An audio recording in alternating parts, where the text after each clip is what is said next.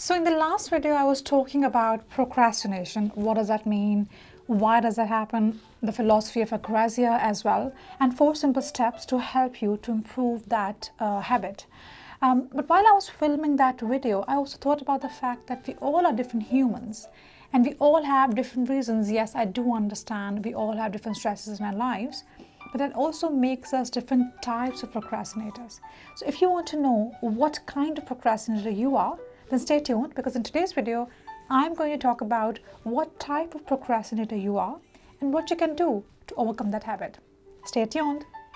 But before I begin, let me just start by a confession, right? So I have been a procrastinator myself, and all the different types which I'm going to share with you in a bit, I can see myself somewhere or the other in most of them, and therefore I'll be sharing with you my personal examples. So there has been this book by Linda Spaden and Jack McGrath, who have written this book on 6 types of procrastinators. Although the book was written in the context of schoolgoers, but as the time has progressed, research has shown that these are the types which just expand overall as well. And for your ease, I'm giving you the link of the book in the description below if anybody wants to check it out. All right, so let's begin. Number 1, perfectionist. Now, as the name suggests, perfectionist procrastinators are the people who want everything to be perfect. But let me tell you one thing. Perfection is a myth. Yes, you heard me right. Well, some of you might agree with me, some of you might not. That's okay. But it's such a massive and big topic that I can surely talk on and on about it, maybe on a different day. But in the context of procrastination, perfectionism is the myth which has really messed our heads so much. In fact, there's a very interesting theory by Plato, theory of forms, where Plato talks about the fact that nothing in this world, nothing tangible items can be perfect. The only perfect thing could be our ideas, thoughts, or imagination. I've learned that with time. Have you ever wondered why does that happen? Well, perfectionism is a concept which really starts from people's expectations from us, because when you start doing something, you always think about, people have certain expectations from you, people around you, your friends, peers, family, and so on and so forth. And all the pressure becomes so much that sometimes we can't even begin to do the work which is required, and this is why we would procrastinate. And, there's so many great ideas and business ventures which are yet to be started. Why? Because people are still trying to make them perfect, and that pressure, the outward pressure and expectations, is not really making us even begin that great idea which is in our heads. So if you are a procrastinator who is a perfectionist, these things really help you, because they have helped me immensely as well. First of all, listen to your inner voice. It's very important to listen to our inner voice so that we can set realistic expectations and goals for ourselves.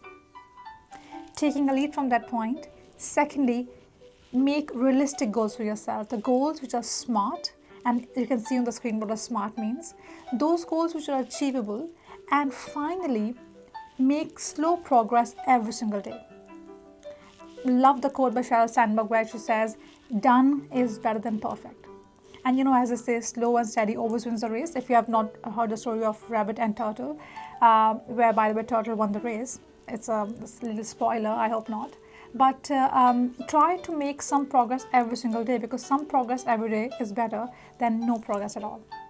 The second type of procrastinator is crisis maker. As the name suggests, you love creating crisis. Well, again, as I said earlier, and I gave you a confession already, that I see myself in some of these types of procrastinators already. So, for example, crisis maker is a person who loves to leave things last minute. And if you are a crisis maker, you tend to believe that I work best under pressure. I really need that last few days to work on that project. I don't really care about the deadlines. Even if I have 3 months' time, no, I would wait up until the last 48 hours, 72 hours to get that work done. And you really strive on that adrenaline rush. And you tell yourself that you need that rush, that pressure, that last minute thrill to get that work done. Now, let me tell you one thing. There are many other situations where you can create that kind of adventurous adrenaline rush type of situation for yourself. Leave work outside of it. And I say that by experience, or from experience, because I have done that, I have been there. And let me tell you, you got to work really hard to get the desired results, and it doesn't always work in your favor. And there's a very interesting and profound TED talk by Tim Urban, who talks about the fact that how, despite of having all the months he had to write his master's thesis, he chose to work in the last 48 or 72 hours to get it done, and the results were obvious. If you're thinking like any drama or story or a movie, the results are good, you're wrong. The results were obviously not that good for him.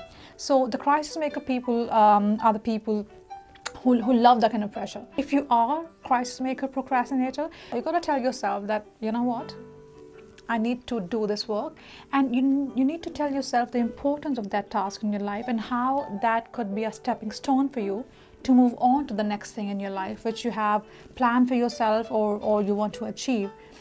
So if you are a crisis maker procrastinator, what you can do, number one, you need to assure yourself that you can always get these kind of moments of adventure and pressure and last minute rush in something else, but you should work in the most organized manner.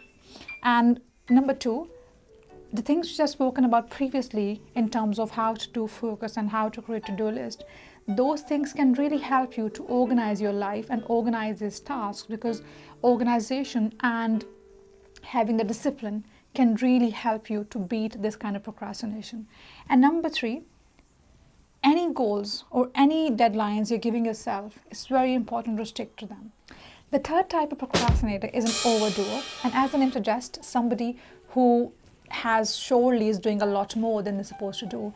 They have too many things on their plates, and therefore they can't really manage their time, they can't really manage their work or life overall in itself. And if you're an overdoer, that means that you really find it hard to say no to the tasks which are perhaps not that important, and which you can't really get away from not doing them, but you still do them anyway. And because of that reason, you have too many things to do, you are not really able to decide what things you should do, and for that reason you don't really do the things which are important, and therefore you procrastinate. Now again, one of those things which I can relate to myself as well, and what really helps if you are an overdoer is that you start prioritizing yourself. You start prioritizing the things which are important to you. You start preferring all those things which are important for you in that given time, because as I was saying earlier, one thing at the end of it we all have to remember and understand is that we have limitations as humans, and time the most important limitation. So you can only do certain things in a day or in a given time, and therefore it's really very important to know and acknowledge that what are those tasks, what are those things which would really take you from step A to step B in whichever capacity you are working. If you are studying, if you are working as a professional, or anyway, you need to really understand what are the things which are important for you right now and which would really take you to the next step, and anything else or anything in the periphery of that, the things which are not really important for you right now, you don't have to do them.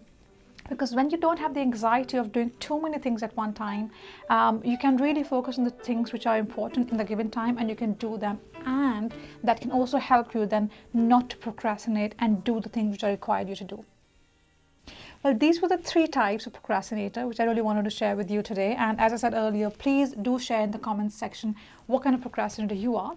The other three types of procrastinator I would talk about in the next video. Up until then, take very good care of yourself, be kind to yourself and others around you, and I'll see you in the next video. Take care.